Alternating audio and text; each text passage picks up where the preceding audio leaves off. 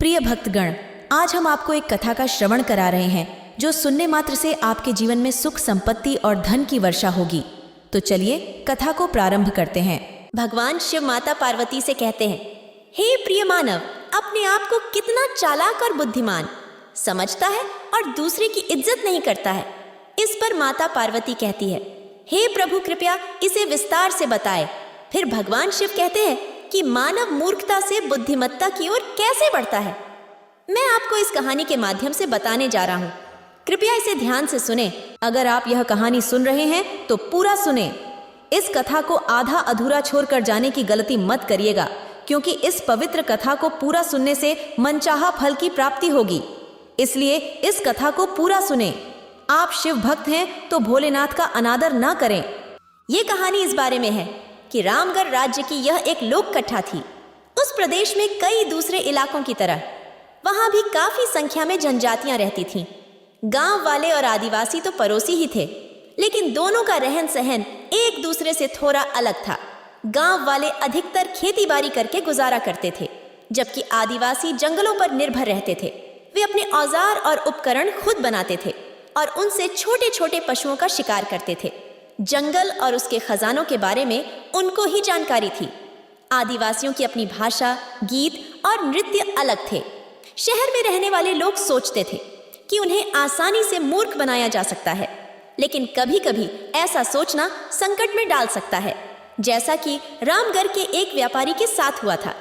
रतनलाल, जिनका व्यापार रामपुर के पालम नामक गांव में था, वह एक बड़े गांव में रहता था। उसका घर सबसे बड़ा था। वह गेहूं, दालें, मसाले, साबुन, माचिस और ऐसे ही सामान बेचता था।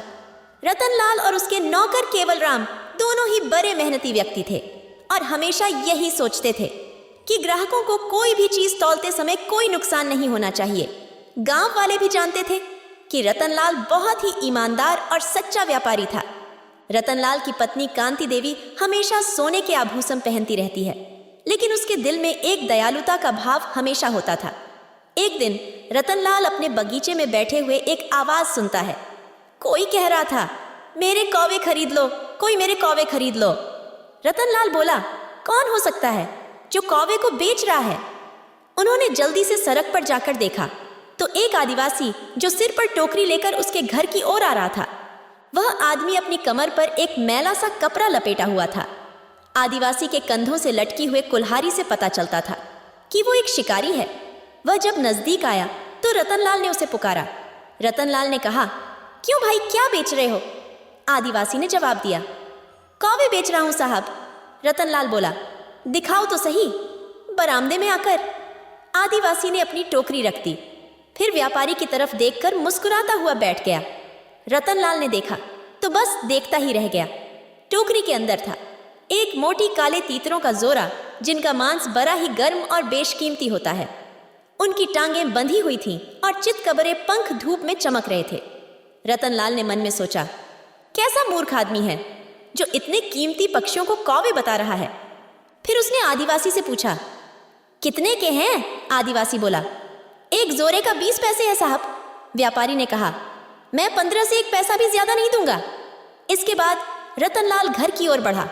फिर आदिवासी बोल, नहीं नहीं साहब, आप तो बड़े दयालु हैं, कृपया करके इन्हें खरीद लीजिए। यह सुनकर रतनलाल ने पक्षियों को बरामदे के ऊपर वाली सीढ़ी पर रख दिया। रतनलाल खुद को शाबाशी देते हुए मुड़ा। उसने 15 पैसे को गिनकर उस आदिवासी के हाथ में थमा दिया। आदिवासी थोड़ा मुस्कुराया और सलाम करते हुए पैसे रख लिए और फिर रतनलाल बोला, अब तुम जाओ, और अगर अगली बार जब तुम्हें और भी कौवे मिल जाएं तो मुझे जरूर बताना। इसीलिए तीतर बरामदे में चूल्हे पर पकाए गए। जब उसकी पत्नी ने 2-2 तीतर पकते देखे तो उसकी आंखें मारे हैरानी के खुली रह गईं। कांति देवी ने पूछा, कितने में खरीदा इन्हें? रतनलाल हंसता हुआ कहने लगा, 15 पैसे में। उसने अपने पड़ोस के गांव से अपने मित्र को खाने की दावत दी और देर रात तक अपनी सूझबूझ पर बहुत ही खुश होता रहा। 101 दिन बाद रतनलाल फिर से अपने बरामदे में बैठा था कि तभी उसने किसी को पुकारते हुए सुना, कोई मेरा सुंदर रंगना ले लो। वही आदिवासी अपने सिर पर तांबे का एक चमकता हुआ घड़ा उठाए चला आ रहा था और पुकार रहा था, कोई है जो मेरा सुंदर रंगना खरीद ले। रतनलाल चिल्लाया और बोला, अरे यार, तू यहाँ क्या कर रहा है? इधर आ, उसे यहाँ ला। फिर वह आदिवासी उसके बरामदे में जाकर बैठ गया और गड्ढे वाले घड़े को अपने पास रख लिया। रतनलाल ने उसे ध्यान से देखना शुरू किया। बहुत ही भारी और सुंदर चीज थी। रतनलाल ने मन ही मन में सोचा, वाह, यह चीज तो कितनी पुरानी है और फिर भी कितनी चमकदार है। कहीं भी गरगराहट नहीं है और इसकी रोशनी में कुछ खास बात है। कम से कम 1000 पैसे का होगा। फिर रतनलाल ने आदिवासी से पूछा, तुम इसे क्या कहते हो? आदिवासी ने हंसते हुए कहा, यह रंगना है, बड़ा पुराना है, मेरी माँ का था। फिर उसने हंसते हुए कहा, लेकिन मजबूत है, देखो तो सही। ये कहते हुए आदिवासी ने मटके पर एक थाप लगाई। रतनलाल ने पूछा, कितने लोगे इसके? आदिवासी बोला, 100 पैसे लूंगा साहब। रतनलाल की भौहें टेढ़ी ही हो गई। बोला, बहुत ज्यादा है, तुम कोई दूसरा ग्राहक ढूंढ लो अपने रंगना के लिए। आदिवासी बोला, नहीं नहीं साहब, ऐसा मत कीजिए, आप बड़े अच्छे हैं साहब। अच्छा, आप बताइए, आप कितने देंगे? रतनलाल ने आदिवासी से कहा, 80 पैसे। उस आदिवासी के चेहरे की मुस्कान गायब हो गई। फिर भी उसने घड़ा उठाया और उसे बरामदे में रखा और अपना हाथ आगे फैला दिया। रतनलाल ने गिनकर 80 पैसे उसे दे दिए। रतनलाल ने अपनी पत्नी को सारा किस्सा सुनाया और खूब हंसा। कांति देवी बार बार रंगना घुमाकर देखती जाती और हैरान होती जाती, लेकिन उसे उसमें कोई भी कमी नजर न आई। वो बोली, ये तो मोती है जो तुम्हें कोरियों के भाव मिल गया। अब तो रतनलाल हर सुबह अपने बाजार में बैठा उस आदिवासी की राह ताकने लगा। वह उससे कुछ और खरीदने के लिए बेचने हो रहा था। बहुत उत्सुक था। जिसने भी रंगना देखा था उसकी सराहना की गई थी और उसे मुनाफे का सौदा बताया गया था।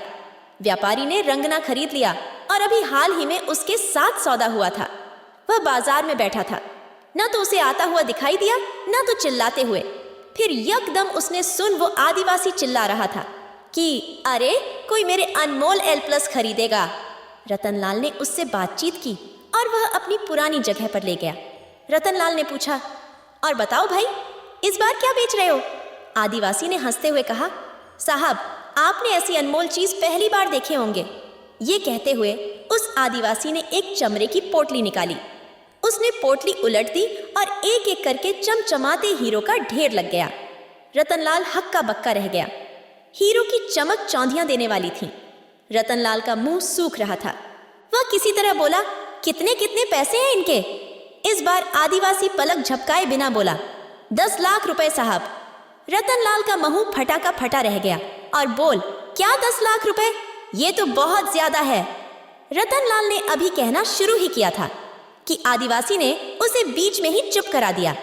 ठीक है, पर मैं 1 पैसा भी कम नहीं लूंगा, क्योंकि ये मेरे अकेले की नहीं, सारे कबीले के हैं और मुझे लौटकर सबको उनका हिस्सा देना है। रतनलाल सोचने लगा, रामगढ़ में हीरो की खदानें तो है, लेकिन सबको खोदा नहीं गया है। इन आदिवासियों को जंगल का कोना कोना मालूम है। हो सकता है कि वे कई सालों से यह दौलत जमा कर रहे हो और फिर इस आदिवासी को हीरो का सही दाम बताने की काबिलियत भी तो है। वह सोचने लगा, अगर ये मूर्ख तो 1000 का घड़ा सिर्फ 80 में बेच सकता है, तो जो हीरे ये 10 लाख का बैक रहा है, इसकी वास्तविक मूल्य क्या होगी? रतनलाल को यह सोचकर चक्कर आया। उसने फैसला किया। वह बोला, ठीक है, मैं तुम्हारी खोखले बचत लूंगा, लेकिन मुझे इतने रुपए इकट्ठा करने के लिए समय दो। फिर आदिवासी बोला, साहब, आप कितने अच्छे हैं, कितने दयालु हैं। मैं अपनी पत्नी के मामा से मिलकर शाम तक यहीं वापस लौटूंगा। यह कहकर वह वहां से चला गया। उस दिन रतनलाल ने अपने सभी सामानों को बेच दिया और पत्नी के अधिकांश गहनों को भी बेच दिया। आदिवासी के आने से पहले ही उसने 10 लाख रुपए इकट्ठा कर लिए थे और जब आदिवासी वहां पहुंचा तो उसने उसे ठुकराया नहीं। उसके दांत चमक रहे थे और हीरे भी चमक रहे थे। दीपक की रोशनी में हीरे चमक रहे थे। रतनलाल ने आदिवासी को धीरे से पैसे दिए, जिन्हें वह आदिवासी अपने कपड़ों में बांधा कर और अपनी कुल्हाड़ी के साथ उसे अपने कंधों पर लटका लिया। फिर उसने रतनलाल को सलाम किया और घने जंगल में गायब हो गया।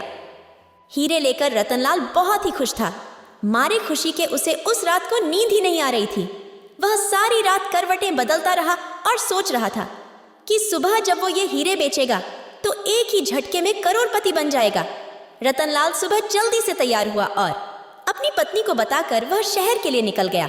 शहर में पहुंचकर रतनलाल एक जौहरी की दुकान पर पहुंचा। वो जौहरी रतनलाल को पहले से ही जानता था। रतनलाल को आते देखकर उसने कहा, राम राम सेठ जी, आज कैसे आना हुआ? रतनलाल ने कहा, भाई आज तो बहुत ही जरूरी काम है। और फिर रतनलाल ने वो हीरे उस जौहरी को दिखाए। जौहरी ने हीरे जांचे और अपना सिर हिलाते हुए कहने लगा, चमकते तो बहुत है पर ये हीरे नहीं है, कांच है, सिर्फ कांच। ये सुनते ही चंपकलाल के तो मानो होश ही उड़ गए। उसके पांव तले से जैसे जमीन ही खिसक गई। सस्ते सौदे और मुनाफे की सब योजनाएं धरी की धरी रह गई। उसने तो सोचा था कि वह आदिवासी को मूर्ख बना रहा है, परंतु असल में उस आदिवासी ने यह जाल फेंका था और रतनलाल उसमें फंस गया। रामगढ़ के लोग खुशी मनाने लगे। इतना कहकर भगवान शिव कहानी का समापन करते हैं। इस वीडियो को बोलते समय कोई त्रुटि हो तो मैं क्षमा चाहती हूँ। उम्मीद है आप सभी को ये वीडियो अच्छी लगी होगी।